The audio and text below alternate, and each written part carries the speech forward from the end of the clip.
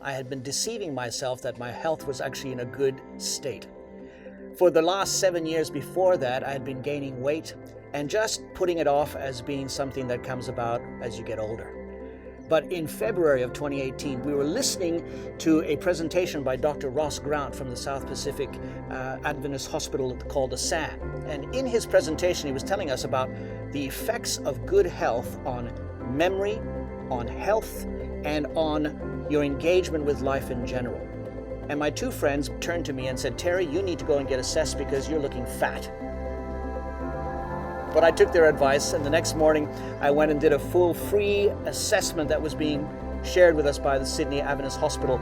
And I came to the understanding that there were a number of areas of concern in my health. First, my blood sugar was too high. Second, my biological age, even though I'm actually 49 years old, indicated that I was 63 years old, and that really stopped me in my tracks. I was confirmed as a diabetic, but that there were certain things that I could do to actually reverse it. And I went to see Dr. Andrew Pennington at the Lifestyle Sanctuary Clinic, and it was there that he told me that I had to change my diet if I wanted to be able to see my future with good health.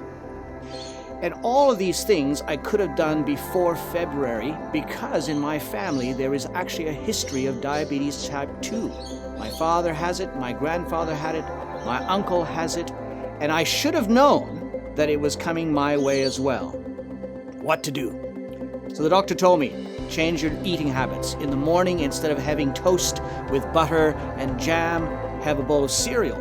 Have some fruits, have some nuts. And so immediately I started changing my habits. And in the last 9 months, I've lost 10 kilos of body weight, and I'm well and truly on the way to being completely reversing of diabetes type 2.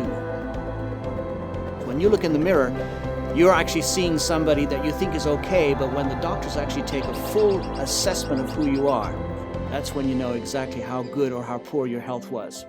As a man, I hadn't gone to a doctor for 8 years. And when that assessment came in February, it was a wake-up call. It was a wake-up call of great proportions because I realized that if I continued having the health that I had at that point in time, I was not going to be around for my daughter's wedding. I wasn't going to be able to see my son's graduation because of the side effects of diabetes, which include stroke, heart disease, the inability to think because your memory is actually affected by the micro bleeds in your brain.